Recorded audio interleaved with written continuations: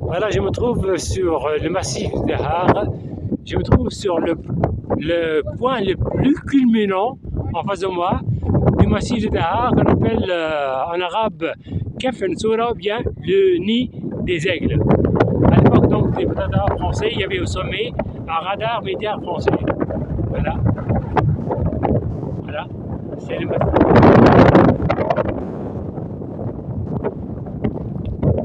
Avec son point le plus culminant, appelé Kef N'Soura en arabe, ou bien le nid des aigles.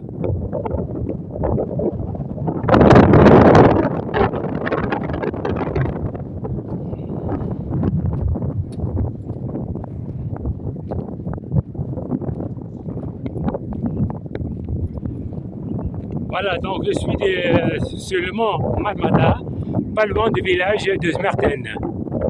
Cette année, donc, ça a été une année pluvieuse. On voit maintenant que là, de la végétation qui pousse très bien sur la montagne, notamment donc l'alpha, cette plante justement à tige qui sert de pâturage pour les dromadaires et qui sert et qu'on coupait et qu'on faisait sécher là pour la fabrication justement de pas mal de choses, de paniers, de couffins, de nattes et autres donc, choses. Et puis là donc poussent bien les plantes aromatiques telles que le rhin, le thym, le romarin, la masse blanche, la masse champêtre et pas mal donc de plantes médicinales et aromatiques.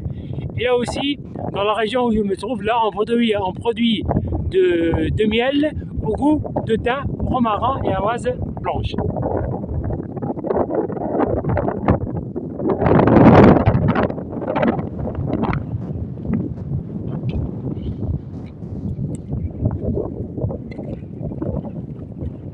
Là donc on voit très bien les cultures en terrasse là, donc au pied des ravins, donc sur des terrasses très bien aménagées, bordées justement de barrages enlevés des terres là, ou encore des murs en pierre, des murs de retention qui permettent justement de retenir de l'eau.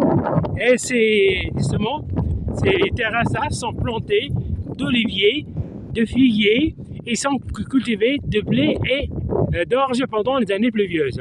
Voilà.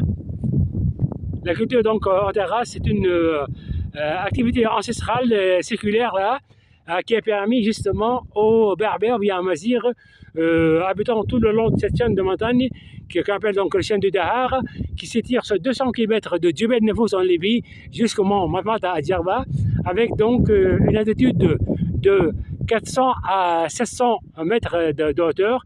Et le point donc le plus culminant, c'est donc Kef N'Soura que je viens de filmer, qui est à 733 mètres d'altitude par rapport au niveau de la mer.